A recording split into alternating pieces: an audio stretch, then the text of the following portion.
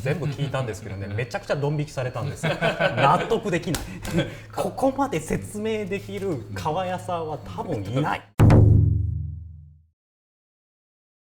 次の鞭ですね、乗馬鞭ですよね。要は牛を走らせる時に使ってる鞭ですよね。こちらも SM の世界でも使われたりはしますけれども、私らの年代でね、乗馬鞭って言ったら、誰もが想像するわけではないんですけども、これですね、セイントセイヤの中でですね、セイントセイヤ原作版の第1話か第2話でですね、沙織お嬢様がユニコーンのジャブに対して誰か馬になりなさいって言ってたシーンがあるわけですよね。でこちらがですね、アニメの第42話になるとですね、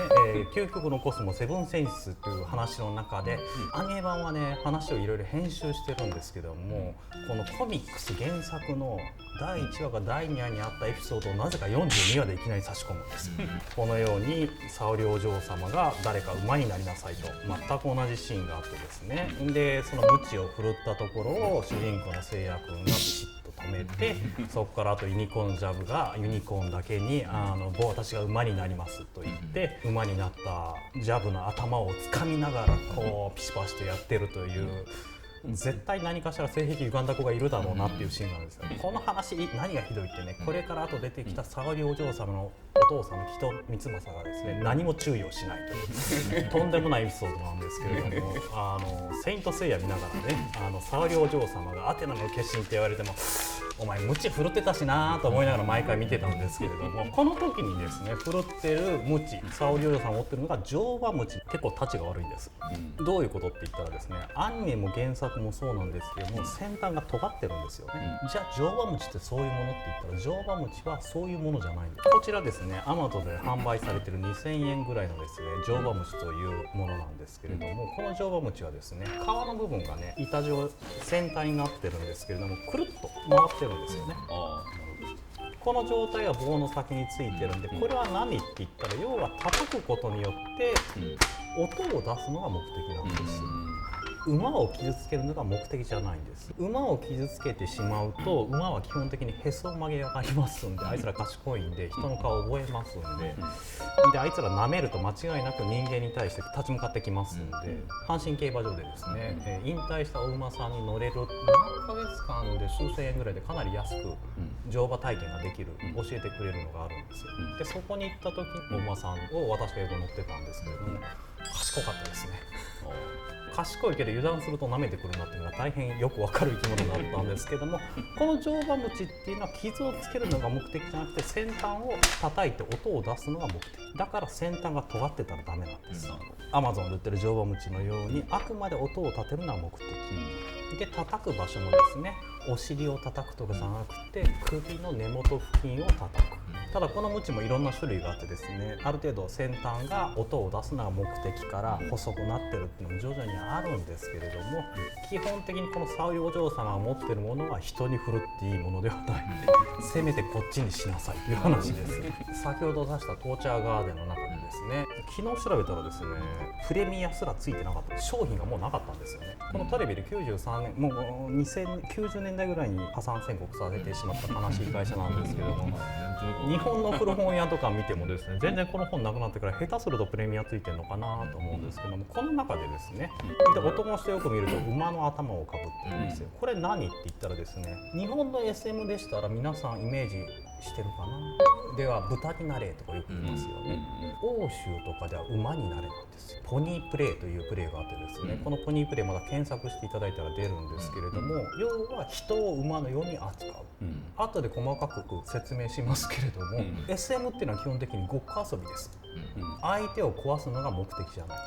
壊したりするのは拷問の世界ですけれども、SM っていうのは基本的に相手が嫌なことは究極的にやったらダメっていうところがあります。このポニープレイも相手が望んでるわけですよね。日本の豚になれも欧州の馬になれも根本は同じです。要は人間から四つ足の動物に身を落としなさいということです。じゃあなんで牛になれじゃないのって言ったら、欧州では馬っていうのは労役、要は労働に従事する生き物なんで、お前は人間じゃなくて労働に従事する馬になれっていう屈辱的なことをさせられているのがポニープレイということを踏まえた上ですね、セイントセイヤを見るとですね、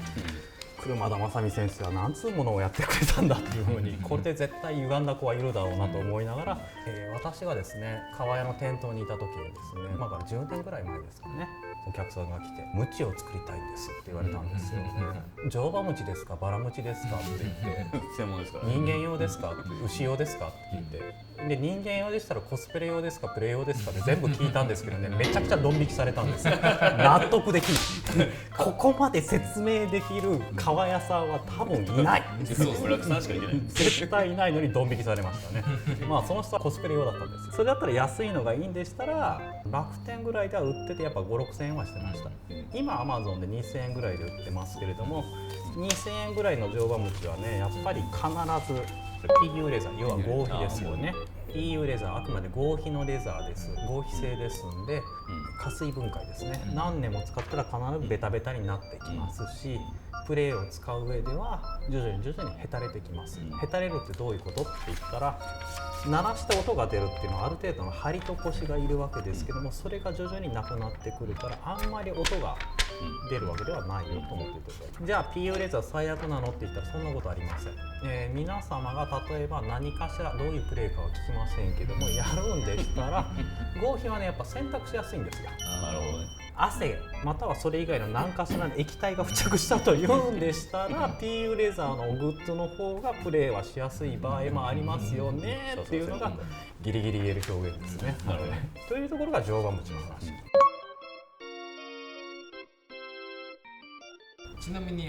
乗馬鞭と競馬の鞭あるじゃないですか、はいあれは一緒なんですか？乗馬鞭と競馬鞭一緒ですね。ただ見てる限りですけれども競馬用の鞭はこんな当たり前だけど2,000円ではないですし形状も違ったりします。で乗馬鞭も形状がやっぱ何種類かあるし、この音が出るだけっていうやつだとやっぱ舐めてかかる馬も嫌がりますんで、そういう時はこっちのもうワンランク上の痛みを与える先端形状になってるものを使ってくださいねっていうように変えてます。イメージのタンナーさん行った時に馬用の馬ばっか舐めしてる行った時にコードバンお尻じゃないですか、はい、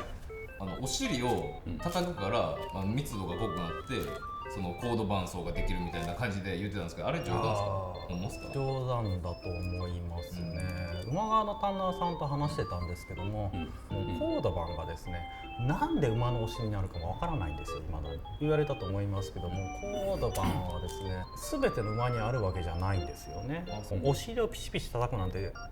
そんなもんレース用の馬だけですからねっていう。でレース用の馬をいちいち土畜して肉を取って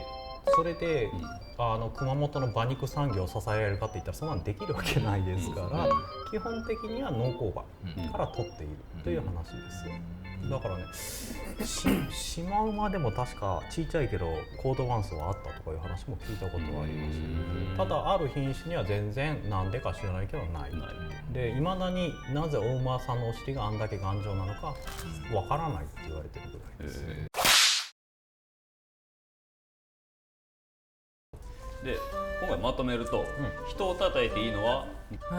ブルーウィップと乗馬鞭ですか？はい、叩くんでしたら乗馬鞭の音が鳴るメインか、これから後で説明するこちらのバラ鞭の方が全然おすすめです。サウリお嬢様は乗馬鞭の、人に振るっちゃいけないレベルのものを振るってますね。さっきの尖ってるってことですか？イメージ的にですね、おそらくこのイメージは車田正美のイメージ的にはお嬢様なので乗馬をしてるっていうのと、あとやっぱり戦争映画の中でナチスの軍人が先ほど言った教鞭を振るっていたっていうイメージから出てたと思うんで、せめて振るうならこちらの音が出るのがメインの乗馬鞭の方がはるかにおすすめします。